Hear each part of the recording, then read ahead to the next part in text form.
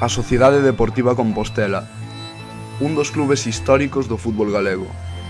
Dende o seu nacemento no ano 1962 e tras varias décadas en categorías humildes, nos anos 90 acadou o cumio do fútbol español. A SD disputou 4 tempadas consecutivas en Primeira División, chegando a ser subcampeoa de inverno na tempada 95-96. Lugo Pénez, Fabiano, Bellido, Ojén, Nacho, Tato Abadía, Christensen, grandes xogadores que acompañaron ao Compos nos seus anos de gloria. Hoxe, 20 anos despois, a SD atópase ben lonxe da categoría de ouro. Que sucedeu para que o Compostela se afastase da súa senda dourada? O Compostela sempre foi un club humilde, pequeno. A chegada de Caneda foi de Fernando Castro Santos, foi o que lle dou vida a este club. Se quería ascender á primeira, primeiro tiña que ter un equipo de segunda moi bo, xa tirando a primeira. Os xogadores que o Celta Deportivo ou outros equipos de primeira non iban querendo, que xa eran maiores, Caneda fichou e fixou un gran plantel liderado por Fernando Santos, que era un home que de traballo e así foron os feitos. Tiña a virtud que me escoitaba e facíamos un bo tandem. Foi tan grande que ao mesmo tempo era grande tamén no campo, no vestuario. Pero ese Gran Compostela foi feito a propósito, non de chiripa, como di a xente. A iniciación do Gran Compostela foi o ganar aquí, ou ascender a segunda, cando ganamos o Badaxoz aquí, que viñeron de Badajoz 7.000 personas, e de Santiago, nun campo de Santa Isabel que estaba para 3.000 personas, metemos 12.000. Xogadores e adestradores tumbados nunha tabla e os outros tirando deles para intentar aplanar o barro, porque non se podían xogar. O tema de ascender o Compostela en Oviedo tuvo unha trascendencia extraordinaria, porque doulle a entender a xente que podíamos estar, que querendo se pode. Foi unha temporada extraordinaria, 7 ou 8.000 persoas como en San Lázaro.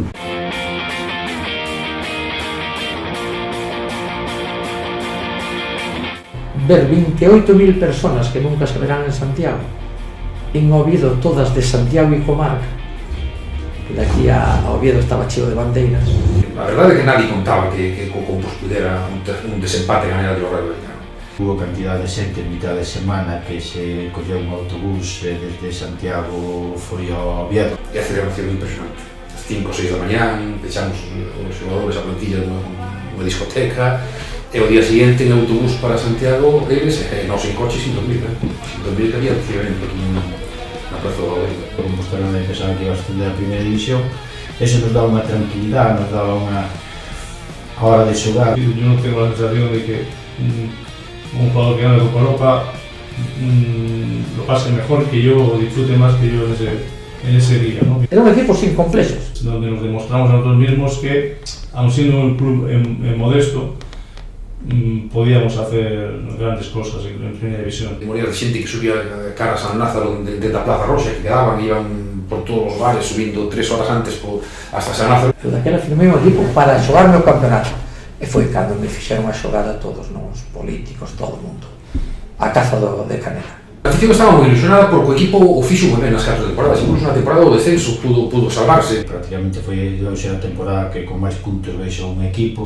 Y llegamos muy justos, pero llegamos bien. Na última xornada todos os resultados deros en contra do Compostela. Algún deles, sospeitoso, entre aspas. Pero yo la sensación que tengo es que ese año el equipo que teníamos era tan fuerte o más como los años anteriores. Todo o mundo sabía que tarde ou temprano Compostela tenía que volver ao seu sitio, non? Manterse en primeira división non é doado. Pois eu creo que era unha cosa que sabía que se iba a acabar, non? Que é moi difícil mantela.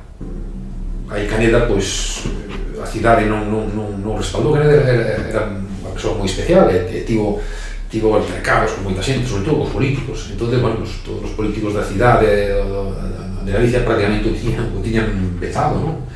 Entón, axudas moi pouquiñas, promesas moitas. Foi un momento que me sentí moi solo, traicionado polos propios directivos meus, e máis polo alcalde, polo señor Bugallo. Como ciudad creo que Compostela primeiro queda un poquinho. A segunda división penso que é a categoría que se merece esta ciudad. Lo más difícil ya se hizo, que es llegar a la élite y mantenerte ahí durante unos años.